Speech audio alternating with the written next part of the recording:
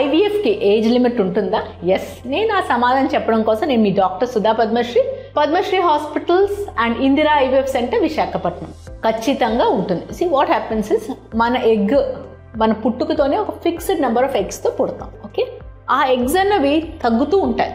మనం first menses అయినప్పుడు సుమారు 13 years ఆ ప్రాంతంలో మనకు మెనార్కీ వస్తుంది, ఫస్ట్ మెన్సెస్ అంటాం. తర్వాత ప్రతి మంత్ ఎగ్స్ అన్నీ కూడా తగ్గుతూ వస్తాయి. బట్ రేట్ ఆఫ్ తగ్గడం చాలా స్లోగా ఉంటాయి, అంటే కొంచెం తగ్గు. బట్ 30 years తర్వాత కొంచెం ఫాస్ట్గా తగ్గడం, 35 years తర్వాత ఇంకా ఫాస్ట్గా తగ్గడం జరుగుతుంది. 42-43 years almost 0 number of eggs బాడీలో అయిపోతాయి. సో డెఫినెట్గా ఏజ్ అడ్వాన్స్ అవుతున్న కొద్దీ ఐవీఎఫ్ చేయడం కష్టమవుతుంది. ఏజ్ అడ్వాన్స్ అవుతున్న కొద్దీ ఏమవుతుంది, ఎగ్ క్వాలిటీ అనేది తగ్గిపోతుంది.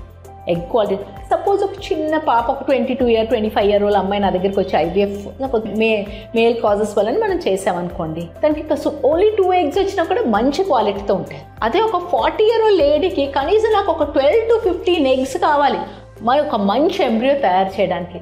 That is the significance of quality of eggs. So డెఫినెట్గా ఏజ్ వలన చాలా ప్రభావం ఉంటుంది మీకు ఎగ్ క్వాలిటీ మీద కానీ సక్సెస్ రేట్స్ మీద కానీ.